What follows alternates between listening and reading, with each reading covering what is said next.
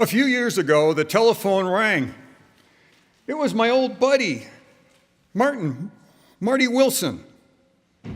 He's from Butte, Montana, the town I was raised in, a rough, tough mining town. We grew up together there. Marty now is a head of a power and light company in the Midwest. And he had come to Colorado Springs for a meeting of energy people down at Broadmoor. And he wanted to know if we could get together. Hey, Lois, it's Marty. He's on the phone. He wants to get together down at the Golden Bee Tavern at 6. Is that okay? Great, Marty. We'll see you at 6. I look forward to it. So my wife Lois and I get in the car, and as we're driving down to the Broadmoor, Lois asks me, when did you meet Marty? I said, no, it was in middle school, Emerson Middle School. Hey, I wonder if he remembers that time when we got into deep trouble. It was the Bridgeway Drive-In incident, and we got into deep trouble with Pug Perusic. You know that dream that I've got? That nightmare that's recurring, and I'm being chased by 4 guys in the dark, and I'm riding the bike, and I'm pumping, and they're getting closer and closer and closer, and then I wake up in a cold sweat. Lois said, you seem to have a lot of dreams of being chased home by various crazies in Butte. What was the Bridgeway Drive-In incident? Well, when we first moved to Butte in 1950, they built a drive-in theater about 3 blocks from our house. And when people bought their ticket, when they drove into the theater, they'd have to cross a bridge, and hence the name, the Bridgeway Drive-In. Now, I had a job there the summer before I started 8th grade. And I worked there in the morning, and I worked there at nighttime. The Bridgeway Drive-In incident happened one night. It was about the 3rd week of August in 1954. In the morning, I got on my bike and I went over to do my duties at the Bridgeway. I had to pick up trash and pick up weeds, and then I had to make sure that all 200 and some speakers in the theater were turned down and off. And then I rode my bike all the way over to Harrison Avenue, which was the main drag where the theater marquee was. And I had to change to the new feature that was starting that night. And it was Demetrius and the Gladiators. And I put up those 1-foot-high letters about 12 foot in the air. And it was starring Victor Mature and Susan Hayward. Well, I wanted to watch that movie that night, but I had to have permission from my mom, and I had asked that morning. And she watched the Catholic Legion of Decency like a hawk. And this had an A rating, so it was okay. So I was ready to watch the movie. That night, I went to my job at the drive-in. I washed windshields. When the cars came across the bridge, they would drive up to where I had a sign that said, windows washed free. And I had a buddy that helped me. He washed one side, I washed the other. We got $1 for a piece for $1 hour's worth of work. And we got tips. We found out that the more panache that we had when we washed windows, the bigger the tips were. So when the car drove up between us on that hot August night, the windows were down because there wasn't any air conditioning, and the radios were blaring with the top hits of 1954. And our shtick is that we would synchronize with the music, and we would synchronize with each other. So, there were 2 top hits I can remember distinctly. The first one was the first of all rock and roll. 1 o'clock, 2 o'clock, 3 o'clock, rock. The second one was the top of all bop to wop by the Crew Cuts. Shaboom, shaboom, yada da da da da da da da, shaboom, shaboom. Well, when dusk came And the Looney Tunes cartoon started. It was time for us to close up shop, divide up our tips, and I hopped on my bicycle and I rode straight back to the concession stand and parked my bicycle right behind it. Now, I need to let you all know how the bridgeway was laid out. Straight to the north was the silver screen. And right in the center was the concession stand. Now, on the west side of this concession stand, that would be on your left as you face the silver screen, they had put seats for the kids to sit. When they first opened the theater, they had a problem with the kids because they came in like Mongol hordes, went to all the speakers in the theater and turned on the sound way, way up, and the neighbors complained and complained. And I remember lying in bed at night with the windows open on a hot night and being able to hear every single word of the soundtrack until the second feature was over at 1 or 1:30 in the morning. Well, my mom and her friends just pestered the management until they took care of the problem. So the way they took care of the problem is they herded all the kids into one corner on the west side of the concession stand. They had those rows of seats, 5 together that are connected together, and they put them on a wood frame that sat on the pea gravel. The wood frame was made out of 2x6s that were hammered together with 20-penny spikes. And then on top of that, they put 3 rows of 5. That's 15 seats, 3 rows.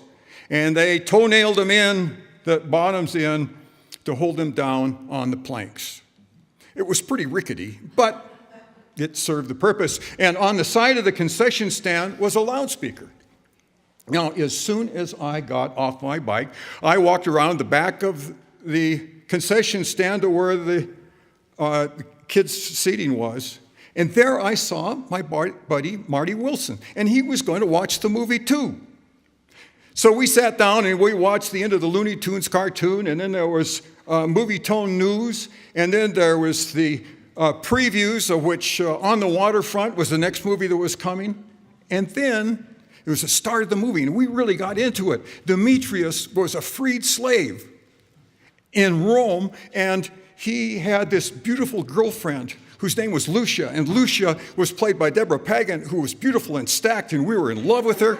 And then she got accosted by a Roman guard, and Demetrius came up and punched the guard, which was a stupid thing to do, and then it ends up that he got sentenced to go to gladiator school. And the next thing, he's in the arena in front of Caligula, the emperor, and he's fighting his best friend, Glycon. And then our movie watching is interrupted. As up come 4 guys who are in high school. They're wearing jeans, white t-shirts with short sleeves, cigarettes rolled up in the left sleeve, greasy hair and a ducktail. They look just like the Fonz out of Happy Days, except they weren't very happy campers. They sat down in the seats behind us, and they made it so hard for us to watch the movie. They were smoking, they were rattling the seats, and they were talking. Hey, Marty, who's that? That's Pug Perusic. My cousin knows him. They're away from the other side of town. Pug is the Golden Gloves boxing champion, heavyweight. He's got a gold tooth. Got kicked out in a rough and tumble fight. Another one, Stinky Slinker.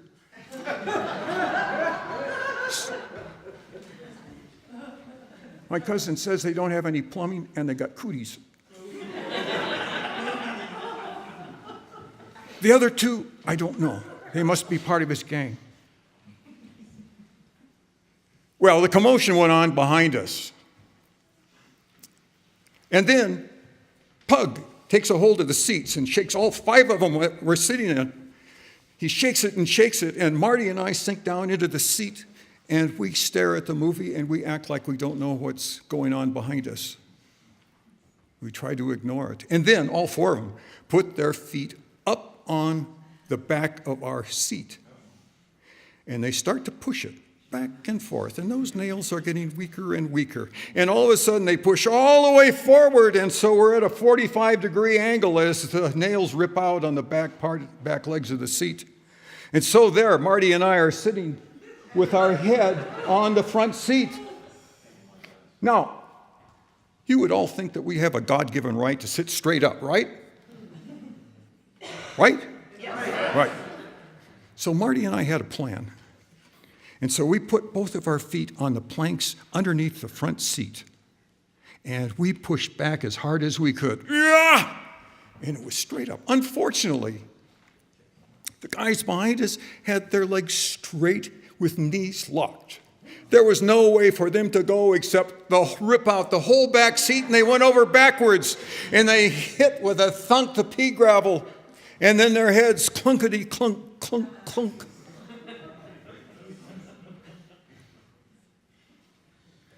My heart, my lungs sunk down to my hips. I couldn't breathe. My heart was pumping. It was pounding and started to pound on my bladder. As soon as they got untangled, they came running around on the concession stand side of the seats, right where Marty was standing, and they said, "Did you do that?" Marty said, "Nope." So they came running over to me. And they surrounded me, and the next thing, they had taken me all the way over to the east side where there weren't any people around. There was a little yellow light that was up by the door that went into the concession stand, and under that light, Pug took a hold of my collar and shook it. "You blankety blank blank blank and creep! Why did you rip out that set of chairs? You're lucky we weren't killed." Seems like I was unlucky they weren't killed. And then Marty and I were in a hell of a fix. Wait a minute, where's Marty? That turkey, he's left me in the lurch. So now I'm all alone, and I see the glint of the silver screen off of the gold tooth. And Pug says, "We're going to pound you, pound you, pound you." And I stood there like this with my head down and my hands in my jacket pocket, and my arms were shaking. And then Stinky comes up, and he says, "Better watch out, boss. I think he's got brass knuckles on." Ah! And then Pug searched me thoroughly. Said, "It's all right, boss. He's clean." Well, the next thing that happened, there were some people that were going in and out of the concession stand. Well, Pug didn't want to have any witnesses to what they were going to do to me, so he had a conference with Stinky. And meantime, I'm standing there like this, and the other two guys are standing like Roman sentries holding on to my arms. And we did get to watch the movie a little bit. That's a whole long story. And then Pug comes back and said, "We decided to let you go." Let me go? Just out into the dark where they could find a place to bury the body? So I run around the concession stand to the back where my bike's parked, and I get a running start on it, and I hop on it like Hop Along Cassidy on Trigger, and I start to pump, and of course it's hard to pump in pea gravel, but then I realize that it's even worse. Who did that?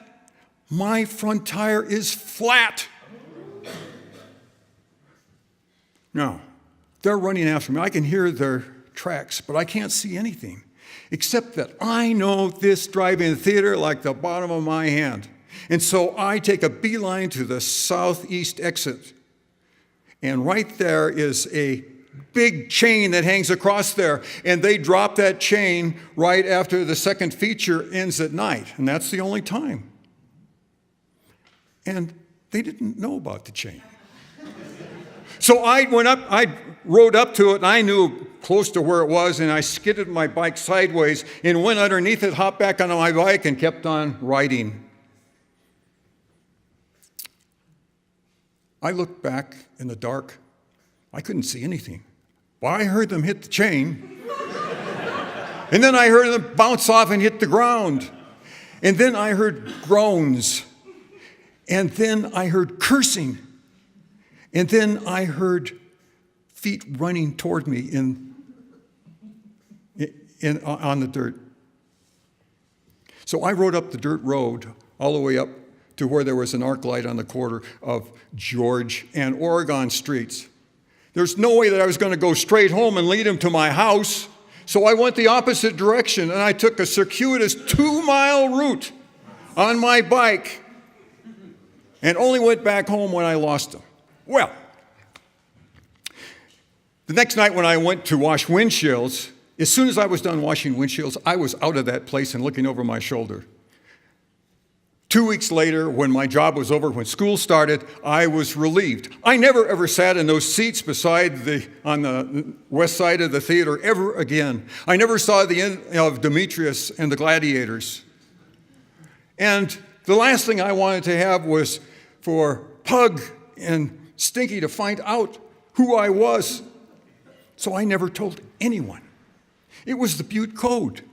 Never tell anyone what you've been doing. Never tell anyone what anyone else has been doing. Ever, ever, ever. I never told my parents. The last thing I needed was my mom helping out by calling out Mrs. Perusic and telling them who we were and where we lived. And I never told Marty. Lois said, "Never told Marty? I thought you roomed with him in graduate school." Well, I guess we honored the Butte Code. So, as we get down to the Golden Bee, we meet up with Marty, have drinks, have good conversation, and then I bring up the subject. "Marty, do you remember that time that we got into trouble at the Bridgeway Drive-In Theater?" "No." "Don't you remember the time that we ripped over those seats?" "Nope." "Don't you remember the time that they came up to you and asked you if you had turned the seats over?" "Nope." Well, that was the end of talking about it. And we had lots of other things to talk about, so we had a great dinner and we gave hugs, and then Lois and I got in the car and we're driving home. "Lois, I can't believe that he can forget something like that. How can he not remember it? Maybe it's because he didn't have the same emotion and terror that I had." And then Lois said, "Maybe he's just still honoring the Butte Code."